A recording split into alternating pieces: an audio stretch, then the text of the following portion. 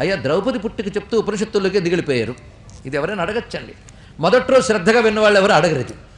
మహాభారతం ఉపనిషద్ విద్య అనే మాటని చెప్పాడు ఇక్కడ మహానుభావుడు. అది ఉపనిషత్తు ఇదే, యజ్ఞము ఇదే, ధర్మం ఇదే, అన్నీ ఉన్నాయి భారతంలో. లేనిదేది ఈ ఉపనిషద్ విద్యను ఎందుకు ప్రస్తావన చేస్తున్నామంటే ఇక్కడ మహాభారత అంశం ఉంది గనక అందుకు చెప్తున్నాం. సరిగ్గా బ్రహ్మసూత్రాల్లో స్మర్యతేపిచ లోకే అని ఒక మాట ఉన్నది. దానికి భాష్యం రాస్తూ శంకర భగవత్పాల వారు ఒక విషయం చెప్తున్నారు. ఇక్కడ కొందరు పుట్టుకొల్ట ద్యులోకం నుంచి పర్జన్యంకి, పర్జన్యం నుంచి పృథివిలోకి ఇలా వస్తూ ఉన్నప్పుడు కొందరు క్రమం మారుతాయిటండి. వాళ్ళకి కొన్ని అగ్నులు అవసరం లేదన్నాడు. అంటే ద్యులోకం నుంచి పర్జన్యంలోకి వస్తారు, పర్జన్యం ద్వారా పృథివిలోకి వస్తారు. కానీ పురుషుడు అవసరం లేకుండా యోషిత్తులోకి వెళ్ళి పుట్టుకలు ఉన్నాయన్నాడు. అక్కడ పురుషుడు అవసరం ఉండదు, యోషిత్తులోకి వెళతాయిట అలాంటి పుట్టుకలు. ఒక్కొక్కప్పుడు పురుషుడు యోషిత్తు కూడా అవసరం లేకుండా వచ్చే పుట్టుకలు కూడా ఉంటాయి.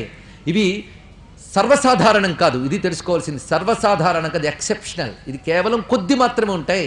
ఆ కొద్ది మాత్రం ఉన్న వాళ్ళే గొప్పవాళ్ళు కనుక ఆ గొప్ప వాళ్ళ కథను మనం చెప్పుకుంటున్నాం ఇక్కడ. వాళ్ళు ఇవి సహజంగా అందరిలో ఎక్కువగా ఉండవండి. సాధారణ మనం ఎలాంటి కథలు చెప్పుకుంటామంటే మెజారిటీలో ఉన్న కథలు చెప్పుకుంటూ ఉంటాం. అది కాదు, మనకి అరుదైనటువంటి వృత్తాంతాలు. ఎప్పుడు మహాత్ముల జన్మలు అరుదే, తెలుసుకోండి. ఇక్కడ మహాత్ముల జన్మలు అరుదే.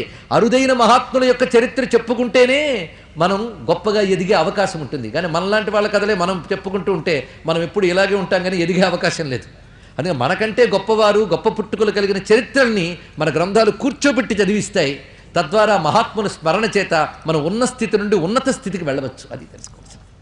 అలా ఇక్కడి మహాత్ముల పుట్టుకల్లో వివరిస్తూ శంకర భగవత్పాదుల వారు ఉదాహరణ చెప్తున్నారు.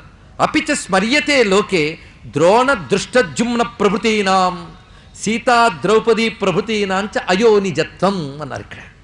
అక్కడ ఆయన ఉదాహరణగా తీసుకున్నది ద్రోణ దృష్టజుమ్న ప్రభృతీనాం సీతా ద్రౌపది ప్రభృతీనాంచ అయోనిజిత్వం. ఇందులో ద్రోణుడు, దృష్టజుమ్నుడు, సీతా ద్రౌపది మొదలైన వారు అయోనిజులు అని ఒక మాట చెప్పారు.